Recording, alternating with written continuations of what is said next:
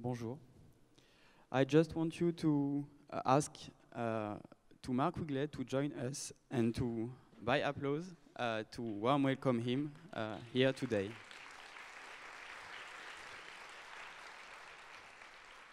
Mark Wigley, second more important expert from New Zealand, is a man of many accomplishments in the field of architecture and design. He is graduate of the architecture program at Auckland University in New Zealand. He is a scholar and the author who has published on the subject of architecture and design, as evidenced by many books, such as The Architecture of Deconstruction, Derrida's Aunt, and the more recent, Are We Human? Note on an Archaeology of Design, which he co-authored with Beatrice Colomina. Are We Human? Demonstrates a deeper understanding of design in our society and in the civilization that built it, allowing us to understand the discipline that continually deviates further from the border that we are trying to build for it. In fact, it provided the basis for the recently opened exhibition, Are We Human? The Design of Spaces, 2 Seconds, 2 Days, 2 Years, 200 Years, 200,000 Years at the Princeton University School of Architecture. Fortunately, he's also a teacher, though unfortunately not here at ED. He is a professor and the Dean Emeritus of the Columbia University Graduate School of Architecture, Planning and Preservation, where he teaches courses in the history and theory of architecture and design.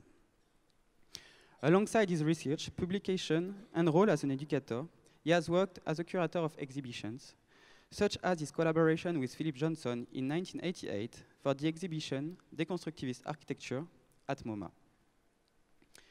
Adding to an already diverse list of pursuits, in 2005, he co-founded with Rem Koolhaas and Ole Boeman the magazine Volume, which is still in print and offers incisive commentary and perspective on the field of architecture and design. But while his list of titles grows and his career continues to expand across disciplines, he's much more than these accomplishments for designers and generation of designers to come. In fact, I can say, from a trusted source, that beyond presenting an innovative and singular vision on the field of architecture and design, he allows for new generation to think for themselves about these very same ideas. And so, I would like to say thank you. Thank you for being here, and thank you for sharing with us your knowledge and your experience. Thank you, warmly, Mike Wigley. But just before to leave you the place, I just want you to answer to a very small question regarding to the claim of your book, Are We Human? Yeah. Is there a future for human being? Okay. Thank you.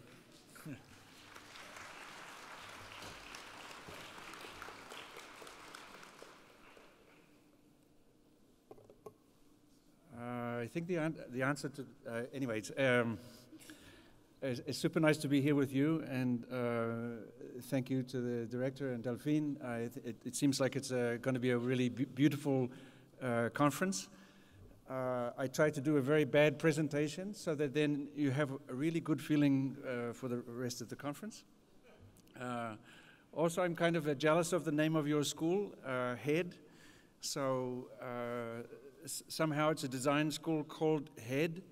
And maybe I can talk today a little bit about this idea, because we have this idea that design is in the head, and then you make the objects in the world. So design goes from the brain to the world.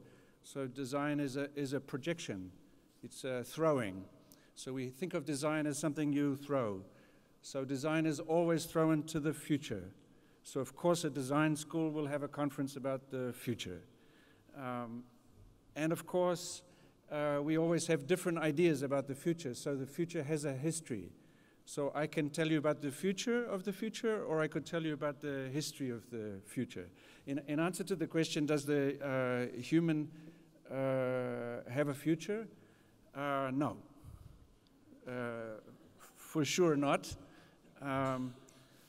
Which, if it's true that the human has no future, then it's an amazing situation for design. Right? If we are gone, we are lost, and by the way, we are more or less lost. We have designed our own extinction. We are the species that has developed the capacity to destroy ourselves, not the planet. The planet will be just fine. Imagine that you're an insect. If you are an insect, you are part of 50% of the biological life on this planet and 90% of the biodiversity. So if you're an insect, it's not very impressive that the human being has spent 200,000 years to develop the ability to destroy itself. So as we destroy ourselves as humans, the insects are not so impressed. So I think it's good to start with design from the position that design is not good, that good design is not a good thing, and to rethink design. So I talk a little bit about that today. And the theme of the first session is this kind of forward rewind or rewind forward. I think it's a great subject. Reminds me very much of the argument of Marshall McLuhan.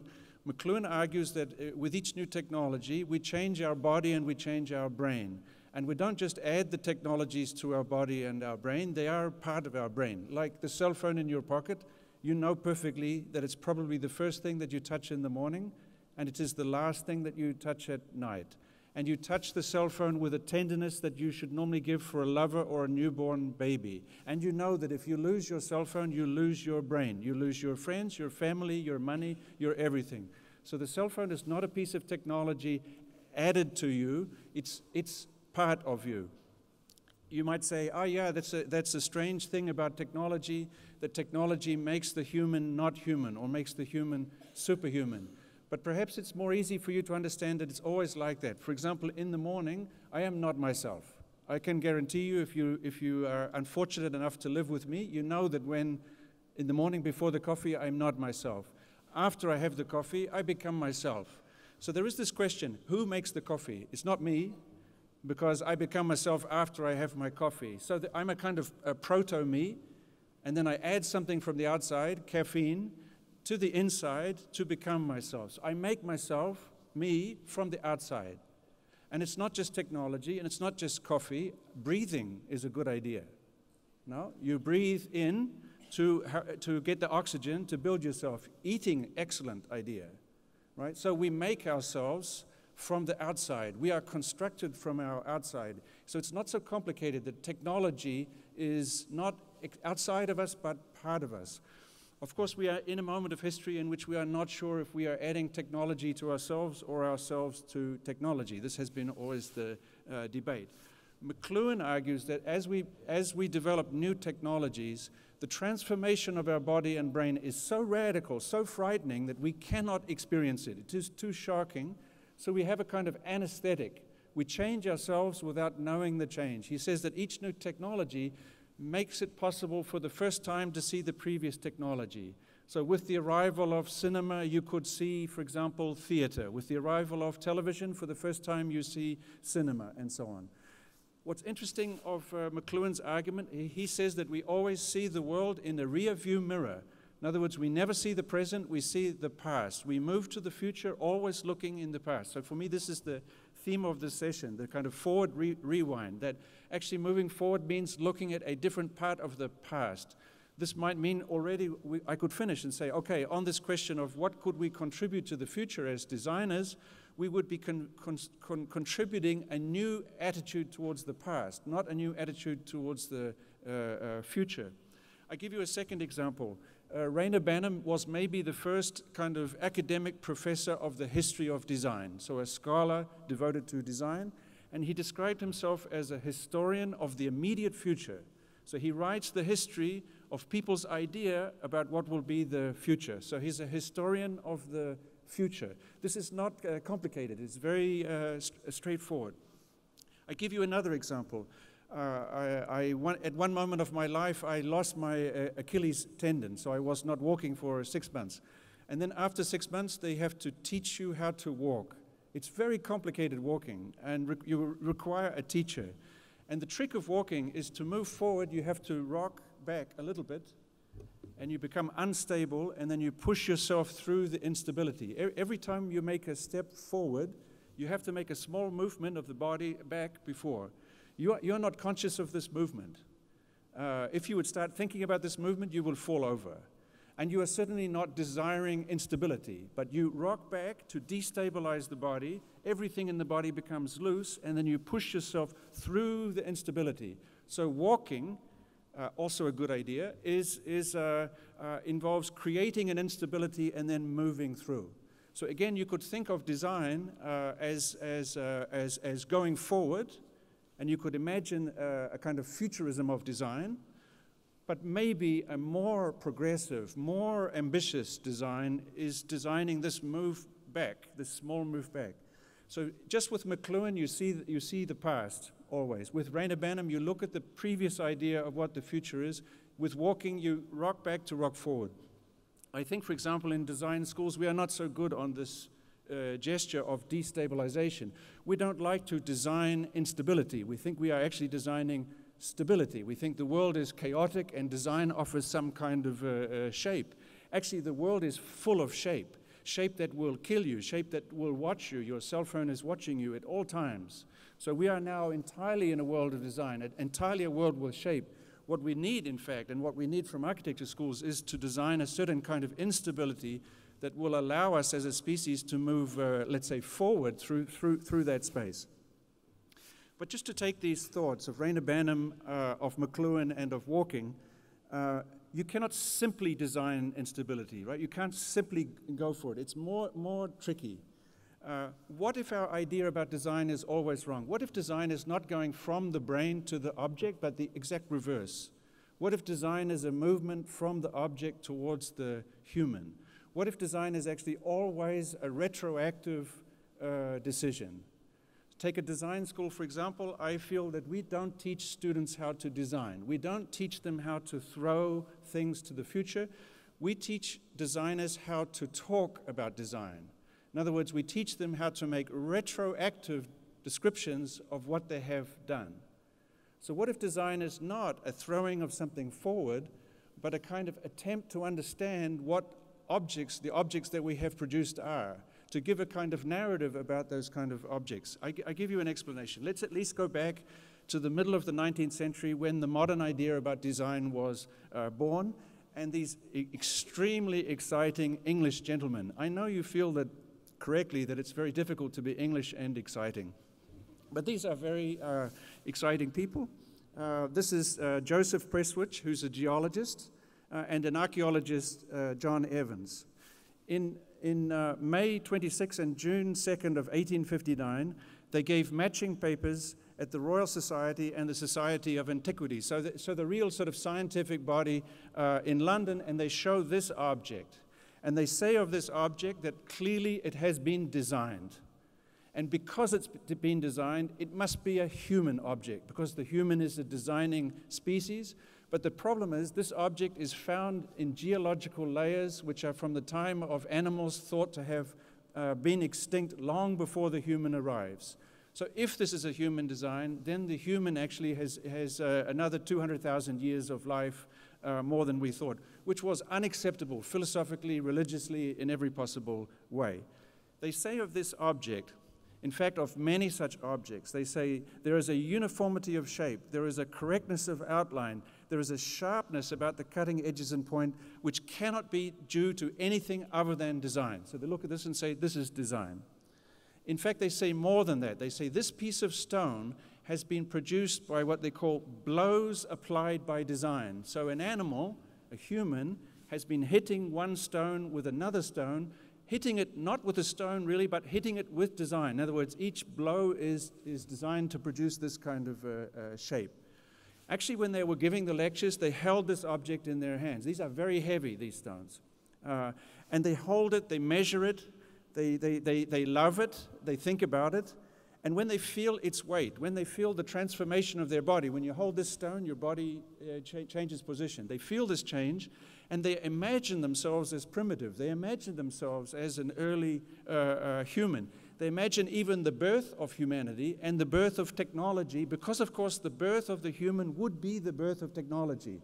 The human would be that species that invents tools, invents technology. So if this is the first technology, this object represents the human, but also represents, let's say, the birth of the human. So this is a very, very radical argument made in the middle of the 19th century. Just 6 months later, Charles Darwin will publish in London, in the same city, his famous book, the scandalous book, The Origin of the Species, in which he argues that something that looks like that it has been designed, like the human eye, is not the product of design, is not the product of a god, but is the product of millions of minute variations in millions of minute elements over millions of years. It's the absence of design that produces the effect of design.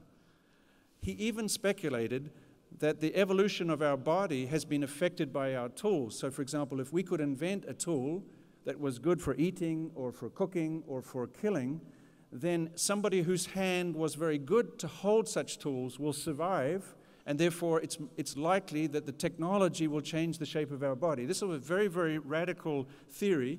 This theory was confirmed only in 2013 with the finding of this skeleton of Homo naledi. And what's interesting of these hands are very good for climbing trees and very good for holding stones. So this is a transitional skeleton between hanging and throwing. But even more than that, this finger bone, 1.4 million years ago, was also found in 2013. And I know you are very excited by it. You should be, because this is where it fits in your hand. And it has a little lump on the top, and that lump is what's enabling you to throw an object. So this is the evidence of the fact that the capacity to make a tool has affected the anatomy of the body. That is to say, this is the first evidence that the technology is actually changing the structure and shape of the human body as Darwin predicted. But now we are talking 1.4 million years ago. So the human, in theory, arrives 200,000 years ago. This is pushing the human even further back in time to say that not only has the hand shaped the tool, but we have shaped our own organism, that the human would be the species that redesign itself. In fact, the very first of these stones to be published was published in 1800. There were many theories at the time. This object was thought to be so beautiful that it must have been produced by lightning, that there would be this sort of effect by which a stone would be broken into pieces that looked like this. A man called John Frere found this stone in his garden and thought, alongside the bones of ancient animals, and was sure that this was evidence that the human was a very ancient species, presented this as a paper to the Royal Society, and it was published by the Royal Society, but his idea was so scandalous, so impossible, that nobody noticed. This is the drawings again. The real change comes here with photography and the arrival of photography, because this is a photograph taken in France of an archaeological dig, and you see the guy is pointing to something. He's pointing to this stone, which is buried in the side of that hill, and because of the way it's buried, it could not have been planted, and because of the height of the stone, it is an ancient, hundreds of thousands of year old stone. It is proof of the fact that these stones are of this vintage. It's not a very good stone. You see, it's kind of rough. So the two English scientists were upset that this stone was not like the perfect stone, but then they thought, you know, if we have to prove that these stones are made by design, it would be much more interesting if we can prove that this is on the way towards, if this is a kind of proto-design, if this is design in action. This is the very stone that they held in their hands when they made the lecture in 1859. You see it like this. So they're saying this is a kind of a stone on its way towards design. Now what's interesting is that Charles Darwin was really at first completely unconvinced by this argument that the human were making stones. Why? Because these stones are found in enormous numbers.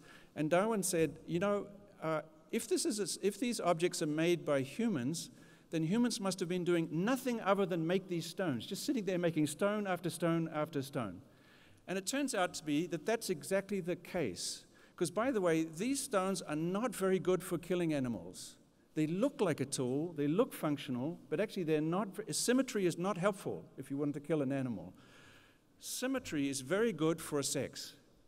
Now, if you think about it, if you can kill an animal, that's great. You have a nice meal, but if nobody will sleep with you, you will not have children, so you will die, right? But if you can say to somebody, look at my hand axe, look how beautiful this is, what genes I must have, what high quality, what brain I must have to have produced this object. So actually, the reason these tools are produced by humans is not to kill animals, but is for sex. right? And you have to remember that half of Darwin's book is one half is natural selection. That is to say, the object that performs the best will be selected. The other half is sexual selection. The object that is the sexiest is chosen. For example, he says the human being made a very stupid decision to have no fur. And he says having no fur is incredibly bad in winter and incredibly bad in summer. It's a bad idea. But the humans decided that it was kind of sexy. So we actually designed nakedness as a kind of human trope. As a result, we are the species that wears clothes, right? So he uses this as evidence for the fact that the human designs itself just in the same way as the peacock shows lots of feathers to attract a mate. So actually what looks like a tool is actually ornamental. And in reverse, what looks like ornament is really a tool. So paleoanthropologists argue about absolutely everything except for one thing. If you can find marine shells like this that have been painted and have a hole in them, this is the beginning of communication. This is the beginning of media. This is the beginning of creating a dialogue between people that live on one side of a hill and people on the other side of the hill. So actually what looks like ornament, what looks like decoration, what looks like design for design's sake is actually very, very efficient functional media technology. So what looks like a functional tool is actually decorative for sex, and what looks like it's for sex is actually functional. And it's always the case. To summarize, basically if you follow this line of thinking, what makes the human species unique? We are the only species that makes things that don't work, right? So if you have anything in your house that doesn't work, like a laptop that breaks after exactly the moment after the warranty runs out, this is the sign that you are a human. If a bird uses a little stick to get a worm out of a tree successfully, it will do that for the next 2 million years. The human won't do it for 24 hours. Within 24 hours, we will try shaking the tree, putting a piece of chewing gum in there. We will do everything. So we are always manufacturing alternative ways of doing things.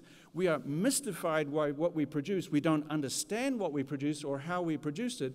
But because we produce so much and so many variations, and because we are sexy and social and communicate horizontally across the planet, but also through time, through our children, through media, then every now and then we come up with ideas that are enormously successful, and then we retroactively call that design. So we pretend that we design. In schools of architecture, the teacher has no idea what they're doing, the student has no idea what they're doing, but together they develop a kind of a discourse that is waiting for something that might work if only we found a way to describe how it worked, and when it works, we call it design. And when we have figured out how to design it, then we put it in an exhibition, and we say, this is what this is for.